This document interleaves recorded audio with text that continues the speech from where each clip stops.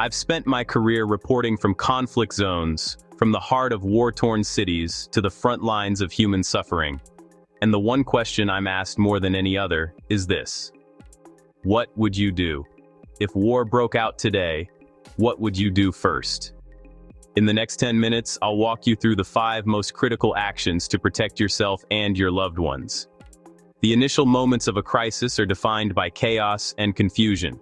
Panic is the real enemy, but having a plan, even a simple one, can be the anchor that keeps you grounded and focused. This is a 10-minute guide. Stay with me. Let's begin. In any crisis, the first casualty is often communication. Cell towers get overloaded or damaged. The internet can become unreliable or be shut down entirely. Your first priority, before you do anything else, is to know how you will contact your loved ones and confirm everyone is safe. Think of it as a communications ladder. Your first rung is your cell phone. Is a phone call the first attempt? Or is a simple text message, which uses less bandwidth, the better option? Agree that if a call doesn't connect, you immediately switch to SMS or a messaging app like Signal or WhatsApp. Don't waste precious minutes trying the same failed method over and over. The next step is to have backups for your backups. A family radio service radio with a designated channel. It's also critical to establish a non-digital method. Designate an out-of-state contact, or even an out-of-country contact. Where will you meet if you are separated and cannot communicate? You need a primary location, and a secondary location further away. Your phone is your lifeline, but only if it has power. From the first sign of trouble, shift to power conservation. If you have to move, a fully charged power bank is as vital as your wallet. Create a physical, laminated card for every family member with essential contact information, including an out-of-state contact and other critical numbers. Don't assume you'll have access to your phone's digital contact list. Finally, agree upon a simple code phrase. It could be as simple as, "Did you remember to water the ferns?" Putting this communication plan in place takes maybe 30 minutes. Do not skip it. When order breaks down, it can become an insurmountable obstacle. Proving who you are, what you own, and who you're related to becomes paramount. Without the right documents, you can be denied aid, medical care, or the ability to cross a checkpoint. Start by creating what we'll call a Go folder. Durable, waterproof, and portable. Inside, place the original copies of your most vital documents. Next, gather papers related to your property and finances, including insurance policies. Medical records are non-negotiable.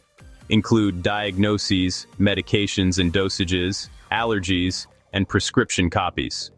Once you have the physical documents, create digital backups. Clear photos of every single page. Store these images in multiple secure locations. First, a reputable encrypted cloud. Second, an encrypted USB or small external drive. Keep this drive in your Go folder with the physical papers. Cash is king when infrastructure fails. ATMs empty, card systems down, apps useless. Have a reasonable amount in your local currency and, if possible, US dollars or euros. The goal is enough cash for basic needs for at least 72 hours, ideally a week. Don't keep it all in one place. This distribution minimizes the risk of losing everything. If you need to leave in minutes, you should be able to grab this folder. Pack this administrative parachute with meticulous care. Chapter 3.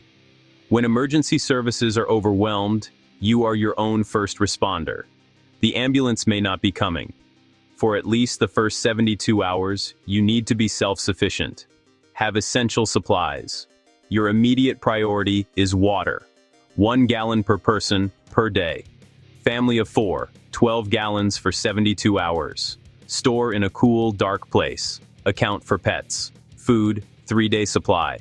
No cooking, no refrigeration, little water. Protein bars, dried fruit, nuts, canned fish or meat, ready-to-eat cereals.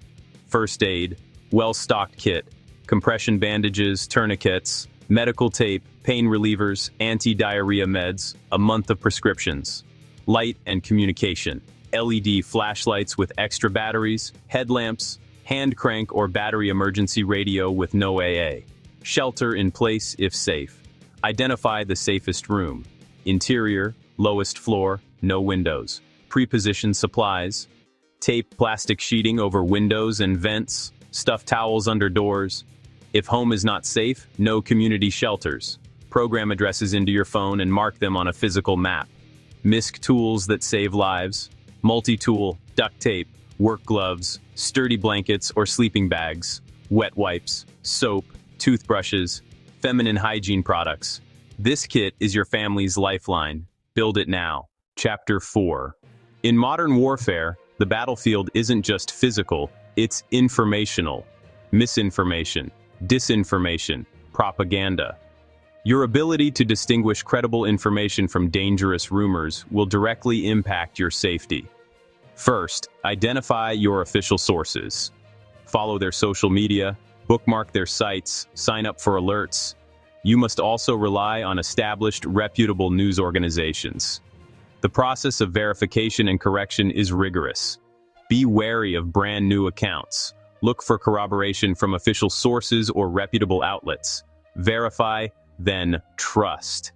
If a post makes you feel an overwhelming urge to share, that is a red flag. Pause, take a breath, cross-reference. When the internet is down and social media is a mess, AM/FM radio from official sources provides a steady, reliable stream. You can help break the chain of panic by modeling calm, critical consumption of information. Instead of drinking from the fire hose, tune in to a few pre-selected, trusted channels. Official alerts, a national broadcaster, your local emergency office. This disciplined approach protects you from psychological warfare and enables fact-based decisions. Chapter 5. There may come a moment when sheltering in place is no longer the safest option. An evacuation order may be issued. The decision to leave is stressful. It's not a time for improvisation.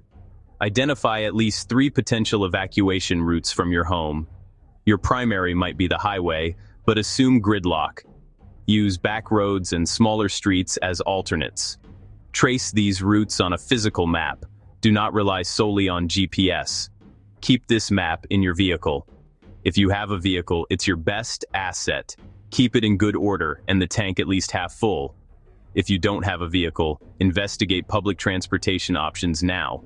You should have a go bag for each family member, including essentials, and a small comfort item for children. For elderly or those with mobility issues, make it realistic. Ensure devices and medication lists are ready.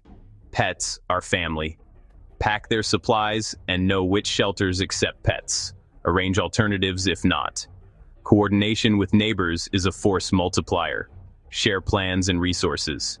If an official evacuation order is given, take it seriously and leave immediately. The window can close with terrifying speed. We've covered 5 critical steps: clarifying communication, securing documents, building a kit, verifying information, planning for evacuation. These actions are not about living in fear. They're about control, capability, and resilience. If you found this useful, hit like, subscribe, and share with someone you care about. Comment below which step you'll start today. Preparing now could save lives. Thank you for your time. Stay safe.